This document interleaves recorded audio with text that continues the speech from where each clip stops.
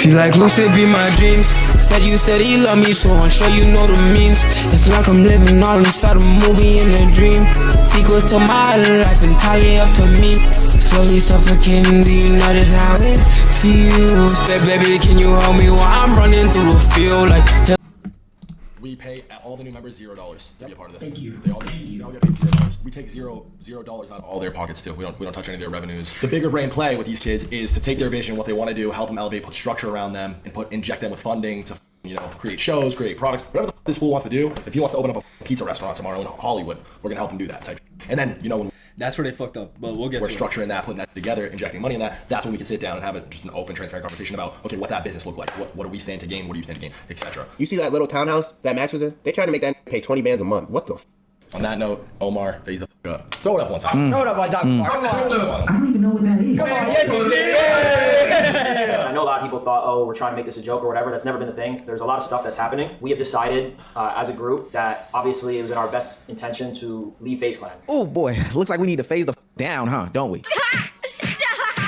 He's already dead. Listen, man, if Faze wasn't already cooked, then today is the official day. All of the remaining members since the last video have announced that they have officially left Faze. Even people who weren't all the way into the modern collective, I'm talking about the Faze swag, the Faze rugs of the world. These people have also disconnected from Faze, and they just recently made an announcement that the only thing that they are doing going forward is their esports division, which means, for the most part, they are moving on to a new Faze. Now, us Nostradamuses have been saw the writing on the wall, but I am here to officially unpack all the details and give you my theory as to why this situation went down the way that it went down. But before we get into the video, please make sure you hit that subscribe button. It's getting colder out there, and us unemployed have got to stick together. Think of it as a gift from you to me and the community as a whole. Now, back into the video. This is like an announcement, or this is something that we planned. This was not planned, and this was just some things that we came to terms, and yeah, we are leaving Faze Clan. Now, I stated in a previous video, but I'll restate it again. This has been a terrible year for Faze. No, not the streamers individually. They're doing great. They're doing fine. They have numbers, which may be a little bit disputed later on in the video. But ultimately, the group got hit with allegation after allegation, issue after issue in the mainstream media, and now a complete dismantling of the group. After Black Boy Max and his cousin came out and opened the floodgates as to why they left Faze, what happened behind closed doors, to a little extent, it seemed as though that opened the Pandora's box for Banks to crash out on the timeline and for everybody else to then leave Faze. Now, for anybody wondering if guys are sticking together, that's what that response video was about 2 days ago. Yeah. I mean, everything that Ron said is true. The main thing I wanted to let y'all know is, cause seeing everyone leave online, like one by one, obviously it looks crazy. Chill out with the blurbs, bro. And you guys don't know a lot of what is happening behind the scenes. But what I can say, what I will add to that is that nothing is gonna change from the viewer's perspective, from the chat's perspective, with our dynamic. Like, we are all still rocking with each other. We're all staying together. Me, Ron, Lacey, Jason, Silky, Kason, Ray, like, we're all still chill out, nigga. And working on our own thing moving forward, and still gonna be a part of each other's content. It's not like everyone's going in over here and doing their solo thing, over here and doing their solo thing. We're all still doing. Okay, I'm gonna pause it. Like, yo, I'm gonna keep it a bean. Faze fucked up off rip. Like, dead ass Faze. Like, I understand both perspectives, because pretty much what it seems like happened is Faze signed all of them to Faze, right? But they didn't sign them for a percentage. So say you sign to a label, or say somebody puts you on, like Aiden. I think Aiden has some motherfuckers that he, like some of the SSB niggas, he put them on, he signed them to a percentage of their earnings, I think. Or like certain people, right? Faze signed them, but they didn't sign them to a percentage of their earnings. So Faze is paying for the house, paying for the shoots, doing all that, and they're making nothing. Like, the only time, and I remember saying this, like, in my head, I was thinking this like 6 months ago, where I'm like, yo, how are they making money? Because I remember Banks and them niggas talking about, oh, like, yeah, we're paying for everything and da-da-da. And then I remember when they were getting the LA crib, they were like, yeah, call Banks will get the crib. So I'm like, yo, if Faze is paying the rent, doing all of that, how are they making any money? You know what I mean? And they don't have a percentage, right? Because, like, you seen in a clip Banks said, I seen that from before, right? I'm like, maybe they have a main channel, but the main channel they had, the Faze shit they were posting on, they barely even posted on that. And then maybe some sponsorship, but they weren't getting that much. You know what I mean? So, like, they were stuck in a situation where it's like, yeah, they're paying for all this shit, but they're not making any money back. And then these niggas already blew the fuck up. So these niggas are lit as fuck now. Why the fuck would they now sign over 20%? That doesn't even make sense. You should have made them sign over 20% from the beginning. Or sign over 15%, whatever the fuck. Because Faze did make all of them bigger, 100%. Nobody can deny that. No, I don't even think they would deny that. But I don't blame him. Like, I wouldn't, bro, who the fuck, if you're lit as fuck, why would you sign over 20% of your earnings now? Like, it doesn't make any fucking sense. It's, you know what I mean? So Faze fucked up, you know what I mean? What exactly we were doing before, just not underneath those 4 letters anymore. And that's great to hear. I'm glad that a true and genuine bond has blossomed out of those moments on and off camera over the past couple years. Adapt does say one thing that is very interesting, though, in his monologue about their leaving Faze. He tips his hat to an old saying that Michael Jordan had back in his Bulls days about talent making Faze, not necessarily the organization. Because Yeah, you have to understand, somebody still does own Faze. Damn, that's crazy. Faze really gone forever. Probably gonna come back. Faze will come back at some point. It's a nigga who probably spent what? Banks didn't buy it outright. I think another nigga spent like $30 million to buy Faze. Like, it's gonna come back some point with a rebrand with probably a new set of streamer niggas or some shit in the future. Not anytime soon, but it's gonna come back eventually. You know what I mean? And yeah, like, a nigga put down 30 M's. It's gonna come back at some point. He gonna try and get a return on his investment, or he's gonna try and sell it and someone else will reboot it up again. But bro, I'm gonna be honest, I think the biggest issue is when you have these corporate motherfuckers who are controlling shit like content creation. That's when everything goes left. That's when Faze as a whole went left. Like, look at the Sidemen. The Sidemen, all of those niggas in the Sidemen own a percentage of the Sidemen. So there's no issue that's gonna come or arise from that where, oh, this some business motherfucker trying to make back, turn a profit from this shit. They're all in it together. They're all making bread together. When you have or like AMP, they all own that shit together. When you have these groups that own the percentages together, they're going to do their best to help the group succeed because they all eat. And you don't have one nigga investing all the money trying to get back a return. It's all of them investing their bread and getting a return. With Faze, it's corporate niggas running it. So when you have corporate niggas running it, you're going to run into issues where these niggas are trying to run back their bread, get their bread up. It's like a label.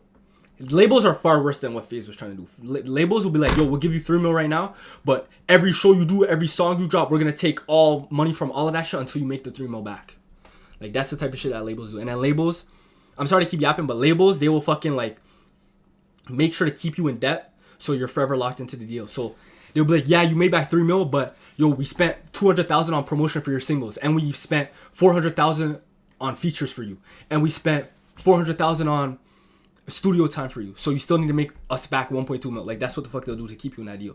I don't think Faze is as evil as those niggas at all, but corporate shit should not mix with this content creation shit. I'm gonna keep it on it. Like I said, and I feel like I said this multiple times throughout different speeches and on my stream, is what made Faze always Faze was the people who were inside of it. And that was us. We were the people who were inside of Faze, and that's what Faze was. It was us, and we are leaving, and we're gonna still be able to do what we want to do regardless. That was my number one thing. As long as we can all leave and collectively still be in each other's lives, in each other's content, be a part of living together, all that, then we're good, and the viewers will be good, the chat will be good, and nothing's gonna change. It's just that simple fact. I think that that's a slight jab to the shady business practices from the senior leadership, the management companies that do own Faze, aka Hardscope, Faze Banks, and Matt Kalish's company, as told by Blackboy Max's cousin, of course. This comes after the news that co-founder and president of DraftKings, Matt Kalish, who owns 75% of Faze, reportedly got into contract talks about getting 20% of creator earnings. Real genuine vibes going on there. Yeah. And we'll get back to that in a minute because I think that stuff is important. But first, I do want to look into the creators because it's a big deal. In their own separate streams, some of the creators started talking about how great the Faze clan was for what it was, the time being, the relationships that they built and gained. And some of them even started crying because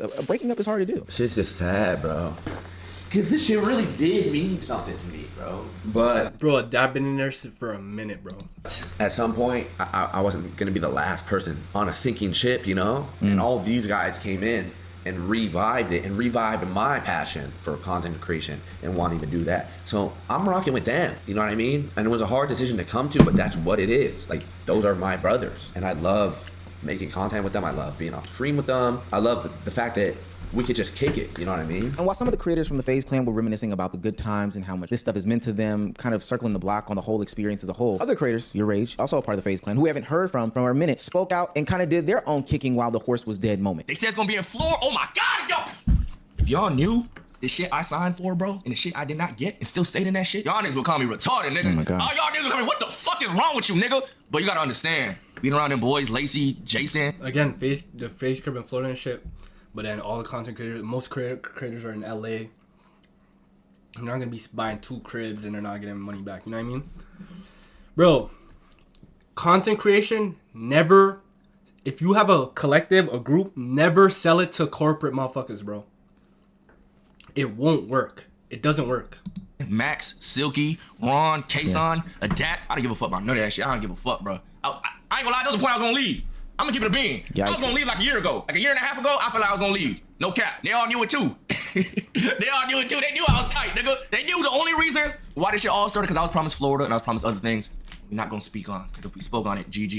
You know what I'm saying? But I told him for the team, I said, fuck it. Rage goes on to talk about a similar epiphany that Black Boy Max had, and it's one that a lot of artists or content creators have in this industry when it comes to dealing with, you know, corporate entities and higher ups. He himself started to get suspicious and see the writing on the wall, which is probably a part of the reason why he was about to leave. Multi-million-dollar house for the free ski. We got all this shit lined up. I'm like, yo, that sounds too good. So I'm supposed to drop my whole life, my whole world, and go to LA and just believe niggas just got me out there? Yeah. No, bro.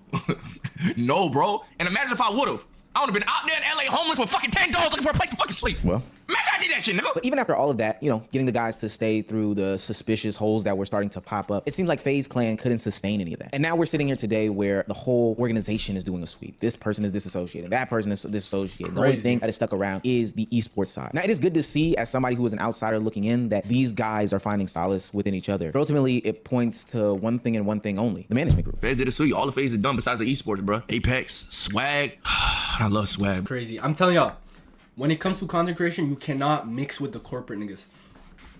There's a reason. Okay, look at Speed, for example. Look at something like Jimmy Fallon. I think Jimmy Fallon averages like...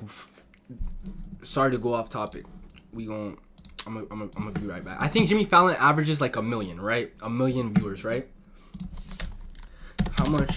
Something like... Someone like Speed who fucking... They're spending hundreds of thousands on production for Jimmy Fallon and shit, right? They're doing all that, right? Spending bread, lighting, production team, the fucking getting guests, editors, filmers, all of the shit that they're spending on that shit. And you have a nigga like Speed who is walking around towns with a nigga recording him on a fucking iPhone and is getting like 1 million viewers. The reason that these corporate entities they're trying to a little bit, but they're not fully going after all these content creators and shit, is because a lot of content creators know that it's going to end negatively when it comes to working with them, because all of them are going to be trying to turn a profit. So look at it like this: what group took up corporately and they succeeded after? Faze fucked up the second they sold their shit. Another aspect, look at Smosh. Smosh was the biggest YouTube channel on the fucking platform, nigga. They sold their shit to some corporate shit and they fucked up everything. They're gonna tell you, yo, we gonna fund this and do this for you and fund this and fund this. But they're not gonna tell you, yo, we're trying to turn a profit. Which obviously they are. It makes, like, I don't fault them at all for that. But the second you go corporate, you're getting a businessman who is buying and paying to get your group with no real knowledge of the field you're in. They just look at it as an investment opportunity. You get what I'm saying? So, like, content creators should never go mix with corporate niggas, bro. Bro, I love Rug. I love everybody. And it's literally the members were perfect, bro. Damn near. I know that some niggas dropped because of some controversial shit, but like, I never had a problem with the members, bro. It's always the higher up shit. Always.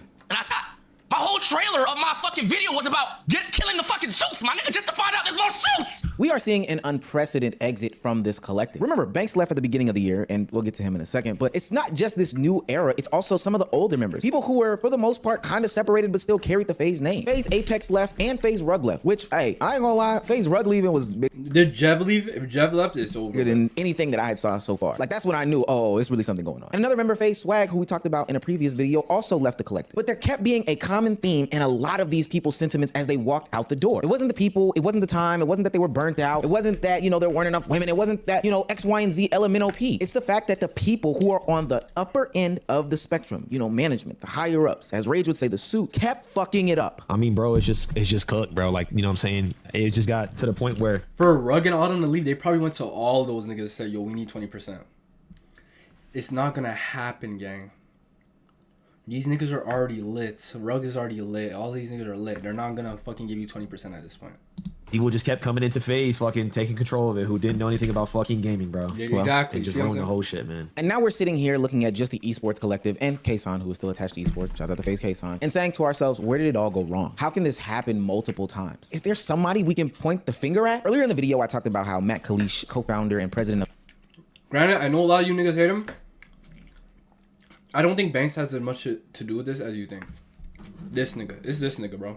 DraftKings, who owns 75% of Faze, came in and talked about how he can recoup some of his money. Now, from Matt's Bloomberg article, I get it. I came in, I invested all this money into the content side, and, you know, I'm trying to recoup those funds. But just like fellow content creator and also a part of a bigger content group who Faze did go after not too long ago, Agent 00 said, once you introduce those suits into the conversation, they just want more and more and more until they ultimately suck the product dry. Where Faze fucked up was by introducing business people to the organization, and it's not their fault because they couldn't have known, right? Everybody else can look at that and be like, oh, that went bad, let's not make the same mistake. When AMP started, the thought of selling AMP for $100 million, making a fuck ton of money sounds amazing, but after you see enough people get burned, you don't want to let anybody in. You only get that experience, you only learn those lessons by either making a mistake yourself or by seeing other people make a mistake. And because they're the pioneers, see what I'm saying?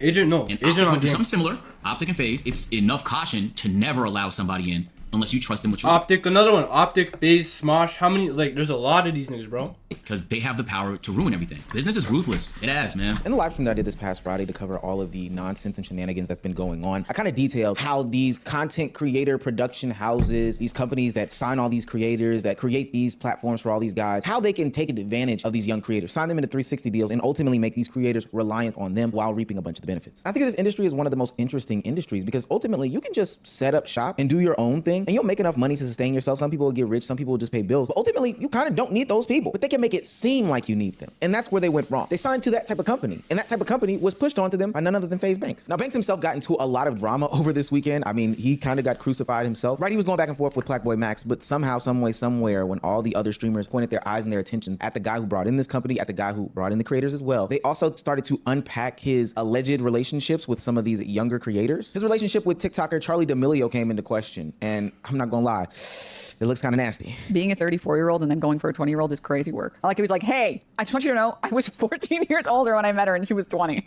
I was 34 and she was 20, and I was like, yeah. Like, I'm not gonna lie, bro. It's kind of odd. Like, I'm not gonna call, like, I feel like it's an extreme stretch when niggas see, like, it's a big age gap. I think it's odd when niggas will see an age gap and be like, yo, the nigga's a PDF. That's crazy. But I think it's odd. I feel like mentally, there's no fucking way you can relate to, like, a fucking 20-year-old. I'll agree with that. As far as, like, the niggas coming for 20% and shit, I don't think Banks had a lot to do with that, to be honest. I really think it was the main nigga. He trying to make his bread back. But he don't understand the industry. You see what I'm saying? But to be fair for Faze Banks, I don't think he's... Instead of doing that, that nigga should have pushed for merch and had each nigga in Faze drop have their own merch drop where Faze takes 100% of the earnings off the merch. They should have had them niggas cranking out 2 videos for the main Faze channel a day, and they would have started racking in way more sponsors. You know what I'm saying? Matured past middle school. I think he still has, like, middle school, high school brain. So I think the only people that he can get along with are 20-year-olds, 19-year-olds, and 21-year-olds, because I think he has not matured. I think that there are some people that go for really young people in a way to abuse them. I feel like with Faze Banks, it's literally like he's not an adult, still somehow mentally. I fucking agree with her 100%. 16. It's called Arrested Development. Now, let's make it clear. The Faze members themselves have not directly said that Faze Banks has something to do with these things directly. That's probably because they can't, though. I made a tweet this weekend, and I got some very interesting likes about them not explicitly denying the fact that he had some involvement. He was doing X, Y, and Z, LMNOP. Like, I think Faze Banks had, like, shit to do with, like, he was probably the dog. Like, then the other nigga, he probably sent him Banks to go press them and do all that shit, right? But the other nigga, he's the one calling the shots behind shit. He made these big claims about giving these guys free housing, free filmers and staff, all Faze channels, and zero income share. But apparently something financially hit the wall, and it was spearheaded by him. He even acknowledged in his sit-down video about how he could have probably interpreted the financial situation better. But ultimately, I'm starting to recognize some pattern recognition when it comes to Faze Banks. Faze Rain, one of the older members of Faze, called out Faze Banks and how he was deceptive in his tactics when it came to, conversing with the new members of the collective. This is where I think Banks fucked up. He had Matt Kalish put up the money, and he was liable for that money. He had Matt Kalish put up the money for a separate entity under Faze then called Faze Media. And he wanted to bring all these new boys in and just like revamp Faze, relaunch it, right? And the problem is this: selling people this dream and making them feel like they're not gonna have to like pay. Like it was never like day one, like, hey, by the way, like the Faze company needs to recoup money. That's the only way Matt doesn't sound genuine. That's where he fucked up. I'm keeping it 100. I think if he goes to them day one, like, yo, gang, we're gonna put you in a house, we're gonna pay all the bills, we're gonna pay for the production, we're gonna pay for all of that. Bro, all we're asking, you gonna go from averaging 2,000 to like 20, 30, 40,000. You're gonna be hitting subathons with 100K plus. All we're asking for is 10% of your earnings, 15%. I feel like all them niggas would have signed it. Like, I feel like at that point, you 100% sign it. Like, they all got a boost because of Faze, no doubt. But you don't go to a nigga. That's like going to Drake right now and be like, yo, nigga, we need like 70% of your... Niggas, what? No, nigga. Nigga, Jason Ween was like the most subscribed fucking channel in the world. Twitch channel in the world, nigga. Like, what are we talking about? Why the fuck would he sign over percentages now? That's where Banks... This fall on Banks, because he should have came up front at the start. Like, yo, we need a percentage. That's where he fucked up. Money back. Like, kind of just keeping it out of the way. It's kind of like if I had y'all stay in my crib. I said, yeah, you can stay for like 6 months. Do whatever the fuck you want. Have fun. Go crazy. And then later I'll be like, oh, by the way, you gotta pay your rent, bro. You gotta pay your fucking rent. You think I just had you here for free? So that's like where it kind of got, you know. Now, Rain was there from day one and had his own gripes about the leader that is Faze Banks, specifically on the financial side. And speaking of the finances, let's also not forget that Faze Banks has been accused of rug pulling through a crypto scam via an Aiden Ross stream. So between the underhanded deals when it came to contracts, the rug pulls when it comes to crypto, and then the alleged involvement with underage girls that he did go on to say like, yo, I'm filing charges against you, etc. Bro, I'm sorry to like, hold on, let's go.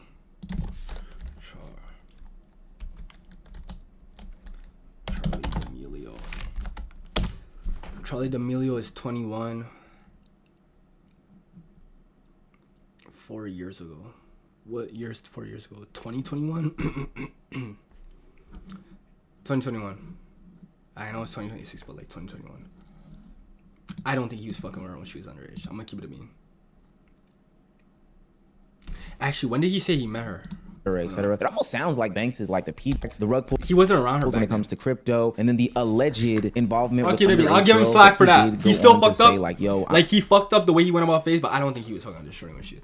For the record, I first met Charlie in April of 2024, a couple weeks before her 20th birthday. Yeah, I don't think so. Because I remember when they first got seen together and niggas posted a picture.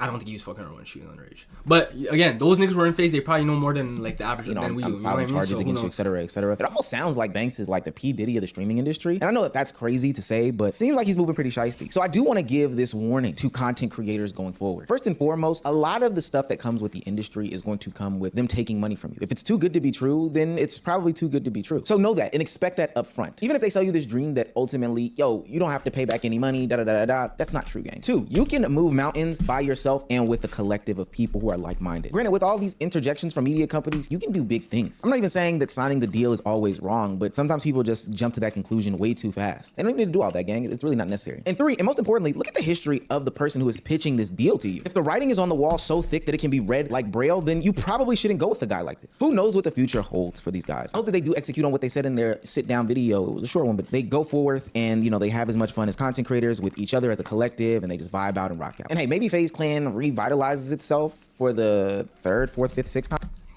He's gonna come back at some point. I don't know. He's gonna put 30 M's on it. But if a 34-year-old with Arrested Development comes up to you with a contract talking about we can make you lit and pop it and tell you to phase the fuck up, tell him you've moved past that phase of, you know, being interested in those things and probably try to build something on your own. I don't know. I think last thing I'm gonna say about this situation is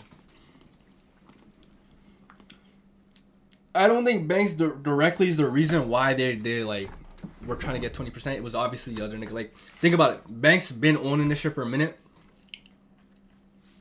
For Apex, Rug, and all that nigga who bought that shit, he went to all of those niggas and said, "Give me 20%." And they're like, "Nigga, what?"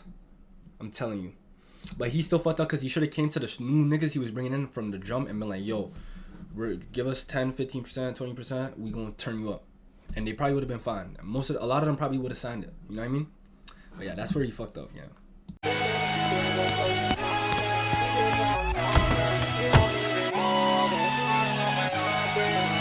Something, baby, I like just how you blushing. And maybe we could bust it at the function. Turn nothing to something. Wish you could just see the horrors of my life, my upbringing.